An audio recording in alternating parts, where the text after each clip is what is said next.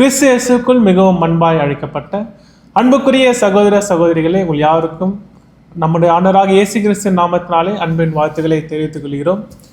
விசேஷமாக இந்த திருவுக்குள் நிகழ்ச்சியில் சந்திப்பதில் மிகுந்த சந்தோஷம்.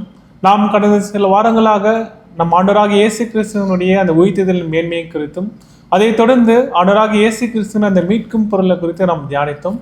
இன்றைய நாளை கூட எதை குறித்து நாம் தியானிக்கலாம் அப்படின்னா, நாம் இந்த திருவுக்குள் நிகழ்ச்சியில பார்க்கும்போது லேவியராகமம் புஸ்தகத்தை குறித்து நாம் தியானித்து வந்தோம். ஸோ முக்கியமாக அதில் பார்க்கும்போது மைய கருத்து பார்க்கும்போது பரிசுத்தமாக எப்படி தேவன் எதிர்பார்க்குறாரு, ஸோ அதில் பார்க்கும்போது எப்படியெல்லாம் நம்ம பரிசுத்தமான வாழ்க்கையை நம்ம வாழணும், ஸோ ஆசாரியத்துவத்தை குறித்து, கட்டளைகள் குறித்து, பிரமாணங்கள் குறித்து, பலிகள் குறித்து, இந்த மாதிரி அநேக காரியங்களை குறித்து நம்ம தியானித்து வந்தோம். ஸோ இன்றைக்கு கூட என்ன பண்ணலாம் அப்படின்னா, நம் தேவன் இஸ்ரேல் ஜனங்களுக்கு கொடுத்த முக்கியமான ஒரு கட்டளையை குறித்து தான் நம்ம தியானிக்க போகிறோம்.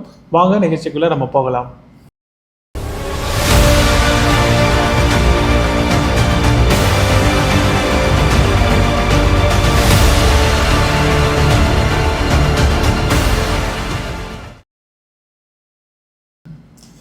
அன்புக்குரிய சகோதரர்களே, இன்னைக்கு என்ன ஒரு கட்டளை குறித்து பார்க்கலாம்.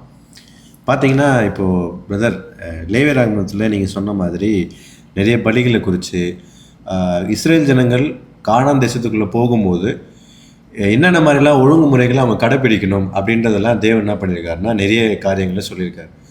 அதில் ஒரு முக்கியமான ஒரு விஷயத்தை மட்டும் நம்ம என்ன பண்ணலான்னா, இந்த வாரத்துக்கான ஒரு டாப்பிக்கை நம்ம எடுத்து பார்க்கலாம். வசனம் படிக்கலாம். லேவியராகமத்தில் 18ஆம் அதிகாரம் 21ஆம் வசனம் படிக்கலாம். லேவியராகமம் 18ஆம் அதிகாரம் 21ஆம் வசனம். நீ உன் சந்ததியில் யாரையாகிலும் மோலெகுக்கென்று தீக்கடக்கும் பண்ணும்படி இடம் கொடாதே, உன் தேவனுடைய நாமத்தை பரிசுத்த குலைச்சலாக்காதே, நான் கர்த்தர். இந்த இடத்துல பார்த்தீங்கன்னா, உன் சந்ததியில் யாருமே மோலெகு அப்படின்ற ஒரு விக்கிரக அந்த கடவுளுக்கு நீங்கள் என்ன பண்ணக்கூடாது அப்படின்னா பலி செலுத்தக்கூடாது அப்படின்ற காரியத்தை சொல்லியிருக்கிறார். இப்போ இங்கே தெளிவாக சொல்லியிருக்க மாட்டார். இன்னொரு வசனம் நம்ம படிக்கலாம் பாருங்களேன். லேவியராகமத்தில் 20ஆம் அதிகாரம் 2ஆம் வசனத்திலிருந்து அப்படியே தொடர்ச்சியாக படிக்கலாம். லேவியராகமம் 20ஆம் அதிகாரம் 2ஆம் வசனம் முதல். பின்னும் நீ இஸ்ரேல் புத்திரருடைய சொல்ல வேண்டியது என்னவென்றால், இஸ்ரேல் புத்திரரிலும் இஸ்ரேலில் வாசம் பண்ணுகிற அந்நியர்களிலும் எவனாகிலும் தன் சந்ததியில் ஒரு பிள்ளையை மோலெகுக்கு கொடுத்தால் அவன் கொலை செய்யப்பட வேண்டும். தேசத்தின் ஜனங்கள் அவன் மேல் கல்லெறிய வேண்டும். பாருங்க, அந்த மோலெகு அப்படின்ற அந்த ஒரு விக்கிரக கடவுளுக்கு யாரை கொடுக்குறாங்கன்னா பிள்ளைகளை கொடுக்குறாங்க. இந்த ஒரு காரியம் புறஜாதிகள் பண்ணிட்டு இருக்காங்க, நீங்க என்ன பண்ணக்கூடாதுன்னா இதை பண்ணக்கூடாது அப்படின்ற ஒரு பிரமாணத்தை கொடுத்துருக்கிறார். இந்த ஒரு பிரமாணத்தை பேஸ் பண்ணி தான் நம்ம என்ன பண்ண போறோம்னா இந்த டாபிக்குள்ள நம்ம உள்ள போய் பார்க்க போறோம். பிரதர், இங்கே மோலெகு அப்படின்னு சொல்லிட்டு நம்ம வேதாமத்தில் இடம் பெற்றிருக்கு இல்லையா? ஸோ அதை மோலெகு குறித்து நீங்கள் என்ன சொல்ல வரீங்க? அதை இன்னும் கொஞ்சம் தெளிவாக சொல்ல வரீங்களா? அது யார்? அது நான் சொல்கிறேன் பிரதர். என்னன்னு பார்த்தீங்கன்னா, இந்த மோலெக் அப்படின்ட்டு இருக்கு பார்த்தீங்களா, இதை ஒரு கடவுளாக அவங்க வழிபடுறாங்க. யாருன்னு பார்த்தீங்கன்னா அம்மோன் புத்திரர். இந்த இங்கிலீஷில் பேகன் காட் அப்படின்னு சொல்லுவாங்க. அம்மோன் புத்திரர் என்ன பண்ணுறாங்கன்னு பார்த்தீங்கன்னா, இந்த மோலெகுன்ற ஒரு கடவுளுக்கு குழந்தைகளை பலியா செலுத்துறாங்க. நரபலி அப்படின்னு சொல்லுவாங்க. சிறு குழந்தைகளை பண்ணுவாங்க. படிக்கலாம் பாருங்க. 1 ராஜாக்கள் 11ஆம் அதிகாரத்துல 6ஆம் வசனம் 7ஆம் வசனம் மட்டும் படிங்க. 1 ராஜாக்கள் 11ஆம் அதிகாரம் 6ஆம் வசனம் முதல். சாலமோன் தன் தகப்பனாகிய தாவீதை போல கர்த்தரை பூர்ணமாய் பின்பற்றாமல் கர்த்தரின் பார்வைக்கு பொல்லாப்பானதை செய்தான். அப்போது சாலமோன் எருசலேமுக்கு எதிரான மலையிலே மோவாபியரின் அருவருப்பாகிய காமோசுக்கும் அம்மோன் புத்திரரின் அருவருப்பாகிய மோலெகுக்கும் மேடையை கட்டினான். இங்க பாத்தீங்களா, இங்க ரொம்ப முக்கியமான விஷயம் என்னன்னா, யார் இதை கட்டுறது? சாலமோன் கட்டுறாருன்னு பாக்குறோம். எந்த இடத்துல கட்டுறாருன்னு பாக்குறோம்? எருசலேமுக்கு எதிரான ஒரு மலை மேல கட்டி. ஸோ இதெல்லாம் நம்ம மெயினா பார்க்க வேண்டிய ஒரு விஷயம். எருசலேமுக்கு எதிராக இருக்கிற ஒரு மலை மேல இவர் என்ன பண்றாருன்னா இந்த ஒரு மேடையை கட்டுறாரு. சரிங்களா? இதுல அம்மோன் புத்திரருடைய அந்த கடவுளை தான் யாரை காமிச்சிருக்கிறாங்க அப்படின்னா மோலெகு அப்படின்ற இந்த ஒரு கடவுளை காமிச்சிருக்காங்க. சரிங்களா? இவங்க என்ன பண்றாங்க அப்படின்னு பார்த்தீங்கன்னா, நம்ம இதுக்கு முன்னாடி சொன்ன மாதிரி சிறு குழந்தைகளை இந்த மோலெகுக்கு நரபலியா பண்ணுவாங்க. நம்ம ரிசர்ச்லாம் எடுத்து பார்த்தப்போ பார்த்தீங்கன்னா நிறைய இன்னமும் சில இடங்கள்ல நீங்க போயிட்டு யூடியூப்ல போட்டாலும் சரி, நிறைய இடங்கள்ல பார்க்கும்பொழுது அந்த சிலையே வச்சிருக்காங்க. அந்த மோலெகுடைய சிலையை வச்சுட்டு அதுக்கு கீழே பக்கத்துல சின்ன பசங்களுடைய இமேஜ் இருக்கிற மாதிரி நிறைய பிக்சர்ஸ்லாம் இருக்கு. சரிங்களா? நம்ம நெட்டில் போய் பார்த்தோம்னா அந்த மாதிரி ஏகப்பட்ட பிக்சர்ஸ் இருக்குது. இன்னும் அந்த வழிபாட்டை தொடர்றாங்க. ஆனால் நரபலின்ற ஒரு விஷயத்தை இப்போ கொடுக்கறது கிடையாது. ஆனால் அந்த கடவுளை இன்னமும் வழிபட்டுட்டு இருக்காங்க அப்படின்றத நம்மளால புரிஞ்சிக்க முடியுது. சரிங்களா?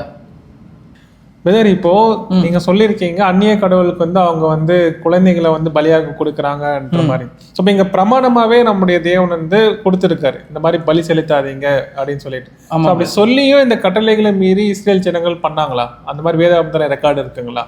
பண்ணியிருக்காங்க பிரதர். இப்போ உதாரணத்துக்கு பார்த்தீங்க அப்படின்னா ஒரு வசனம் நம்ம படிக்கலாம். இது யாரே பண்ணியிருக்காங்க அப்படின்னா இஸ்ரேல் ஜனங்களுக்கு மட்டும் இல்லை, இந்த ஜனங்களை வழிநடத்துறதுக்காக தேவன் ஏற்படுத்தின ராஜாக்களே என்ன பண்ணியிருக்காங்கன்னா இந்த தவறுக்குள்ளே போயிருக்காங்க. பாருங்க வசனம் படிக்கலாம். 2 நாளாகமம் 28ஆம் அதிகாரம் 1ஆம் வசனம் ஃபர்ஸ்ட் படிக்கலாம் பிரதர். 2 நாளாகமம் 28ஆம் அதிகாரம் 1ஆம் வசனம் முதல். ஆகாஸ் ராஜாவாகிற போது 20 வயதா இருந்து 16 வருஷம் எருசலேமில் அரசாண்டான். இங்க ஆகாஷ் ராஜா இருக்காரு இல்லையா, அவரை குறித்து சொல்லப்படுது. இப்போ இவர் பண்ண தவறை குறித்து 3ஆம் வசனம் படிங்க. 2 நாளாகவும் 28ஆம் அதிகாரம் 3ஆம் வசனம். அவன் இன்னும் குமாரரின் பள்ளத்தாக்கிலே தூபம் காட்டி கர்த்தர் இஸ்ரேல் புத்திரருக்கு முன்பாக துரத்தின ஜாதிகளுடைய அருவருப்புகளின்படியே தன் குமாரரை அக்னியிலே தகித்து போட்டு. பாருங்க இந்த இடத்துல ஆகாஷ் ராஜா தன் குமாரரை அக்கினிலே தகித்து போட்டிருக்காரு. எங்க அப்படின்னு சொல்லி பார்க்கும்போது இங்கதான் நம்ம முக்கியமா கவனிக்க வேண்டிய ஒரு விஷயம் என்னன்னா இன்னும் குமாரோடைய பள்ளத்தாக்குல. அப்ப இன்னும் குமார்னு ஒரு பள்ளத்தாக்கு இருக்கு. அந்த பள்ளத்தாக்குல இவர் என்ன பண்றாரு அப்படின்னா தன்னோட குமாரரை தகித்து போட்டிருக்காரு அப்படின்றத நம்ம படிக்கிறோம். பிரதர் ஆக்சுவலி இதே பள்ளத்தாக்கு தான் நம்ம கொஞ்ச நேரத்துக்கு முன்னாடி படிச்சோம். ஆமா கரெக்டுங்களா? அதாவது சாலமோன் வந்துட்டு ஒரு பள்ளத்தாக்குல மேடை இது பண்ணாரு. அதே பள்ளத்தாக்கு தானே பிரதர் இந்த பள்ளத்தாக்கு. இங்க இந்த பள்ளத்தாக்கு தான் பாத்தீங்க அப்படின்னா மோஸ்டா என்ன பண்ணிருப்பாங்கன்னா இந்த மூலிகைக்கென்று தன் குமாரரும் குமாரத்தைகளையும் தீக்கடக்கம் பண்ணுவதற்கு, அதாவது தகித்து போடுறதுக்கு அவங்க யூஸ் பண்ணியிருக்காங்க. ஆக்சுவலி பிரதர் இன்னொன்று வருஷம் கூட படிக்கலாம் பாருங்க. மனாசே கூட இந்த ஒரு விஷயத்த பண்ணியிருக்காரு அப்படின்னு சொல்லிட்டு இருக்கோம். எங்கன்னா அதே 2 நாளாகமத்தில் 33ஆம் அதிகாரம் 1ஆம் வசனம். 2 நாளாகமம் 33ஆம் அதிகாரம் 1ஆம் வசனம். மனாசே ராஜாவாகிற போது 12 வயதா இருந்து. ஸோ இங்க மனாசே ராஜா அப்படின்ற ஒரு விஷயத்த படிச்சிட்டோமா? அப்படி 6ஆவது வசனம் படிங்களேன். 2 நாளாகமம் 33ஆம் அதிகாரம் 6ஆம் வசனம். அவன் இன்னும் குமாரரின் பள்ளத்தாக்கிலே தன் குமாரரை தீ மிதிக்க பண்ணி. ஸோ அதே பள்ளத்தாக்கு தான் இன்னும். ஆனா இங்க பார்க்கும்போது தீ மிதிக்க பண்ணி தானே இருக்கு. ஸோ அது தமிழ்ல தீ மிதிக்க பண்ணி அப்படின்னா ரொம்ப எனக்கு சரியா புரியல. ஆக்சுவலி பிரதர் இது ரொம்ப இங்கிலீஷ்ல பார்க்கும்போது ரொம்ப தெளிவா இருக்கும். என்ன வார்த்தை யூஸ் பண்ணிருக்கோம்னா பர்ன்ட் ஆஃபரிங் அப்படின்ற ஒரு விஷயம். நம்ம வந்துட்டு பலிகள் பற்றி படிக்கும்போது பர்ன்ட் ஆஃபரிங்ன்ற ஒரு விஷயம் படிப்போம். கரெக்டுங்களா? அந்த பர்ன்ட் ஆஃபரிங் தான் வந்துட்டு அந்த பர்ன்ட் ஆஃபரிங்கில் அந்த வேர்டை தான் வந்துட்டு இங்கேயுமே மென்ஷன் பண்ணியிருக்கிறாங்க அப்படின்றத நம்ம புரிஞ்சுக்கலாம். ஓகே. ஸோ இங்கேயும் வந்து தீ மிதிக்க பண்ணி தமிழ்ல சொன்னா அது உள்ளான அர்த்தம் என்னடின்னா அந்த குழந்தைகள் என்ன பண்ணாங்க அப்படின்னா அந்த நரபலியா வந்து. ஆமா, அந்த வந்துட்டு ஒரு பேகன் காடுக்கு வந்துட்டு அந்த குழந்தைகளை நரபலியா கொடுக்கறத வந்து அவங்க பண்ணிட்டு இருக்காங்க. ஸோ அப்போ இஸ்ரேல் ஜனங்கள் தேவனுடைய கட்டளைகள் தெரிஞ்சும் வழி நடத்தக்கூடிய அந்த ராஜாக்களே வந்து பண்ணியிருக்காங்க. இதை பண்ணியிருக்காங்க. ஆகாஷ் ராஜாவும் மனாசா ராஜாவும். ஆமா அவங்களே வந்து இந்த ஒரு விஷயத்த பண்ணியிருக்காங்கன்றது பார்க்குறோம். ஸோ இந்த ஒரு விஷயம் தான் பார்த்தீங்கன்னா தேவனுக்குமே எப்படி இருக்குன்னா ரொம்ப முரண்பான ஒரு விஷயமா இருக்கு. அவருக்கு வந்து இந்த விஷயத்துல அவருக்கு வந்து இஷ்டமே இல்லை அப்படின்ற ஒரு விஷயத்த எரேமியாவோட புத்தகத்தில் படிக்கலாம். எரேமியா 32ஆம் அதிகாரம் 35ஆம் வசனத்தை படிங்க. எரேமியா 32ஆம் அதிகாரம் 35ஆம் வசனம். அவர்கள் மோளைக்குக்கென்று தங்கள் குமாரரையும் தங்கள் குமார்த்தைகளையும் தீக்கடக்க பண்ணும்படி இன்னுமுடைய குமாரன் பள்ளத்தாக்குகளில் இருக்கிற பாகாலின் மேடைகளை கட்டினார்கள். யூதாவை பாவம் செய்ய பண்ணுவதற்கு அவர்கள் இந்த அருவருப்பான காரியத்தை செய்ய வேண்டும் என்று நான் அவர்களுக்கு கற்பித்ததும் இல்லை, அது என் மனதில் தோன்றினதும் இல்லை. எவ்வளவு தெளிவா சொல்லியிருக்காரு பாருங்க. அவருக்கு வந்துட்டு இது மனசுல தோணவும் இல்லை, இதை நான் கற்பிக்கவும் இல்லை அப்படின்ற ஒரு விஷயத்த ரொம்ப தெளிவாகவே இந்த வசனத்தின் மூலமா நம்ம புரிஞ்சுக்கலாம். ஆனாலும் அவங்க என்ன நடந்திருக்குன்னா இந்த ஒரு 3 பள்ளத்தாக்குல வந்துட்டு இந்த ஒரு சம்பவம் நடந்துட்டு இருக்கிறத நம்மளால புரிஞ்சுக்க முடியுது பிரதர். ஸோ அங்க கானான் தேசத்துல போய் அவங்க என்ன பண்ணிட்டாங்க, ஏன்னா புறஜாதி ஜனங்களை பார்த்து அந்த விஷயத்தை இவங்களும் பிராக்டிஸ் பண்ண ஆரம்பிச்சிட்டாங்க, கட்டளையாக கொடுத்தும் கூட. ஓகே. இதே மாதிரி எரேமியா 7ஆம் அதிகாரம் 31ஆவது வசனம் படிச்சு பாருங்களேன். எரேமியா 7ஆம் அதிகாரம் 31ஆம் வசனம். தங்கள் குமாரரையும் தங்கள் குமார்த்திகளையும் அக்னியிலே தகனித்ததற்காக அவர்கள் இன்னும் குமாரனின் பள்ளத்தாக்கில் உள்ள தோப்பேத்தின் மேடைகளை கட்டினார்கள். அதை நான் மறுபடியும் இந்த இடத்துல மட்டும் முக்கியமான விஷயம் என்னன்னா அந்த பள்ளத்தாக்கை நம்ம எல்லாருமே ஞாபகம் வச்சுக்கணும்.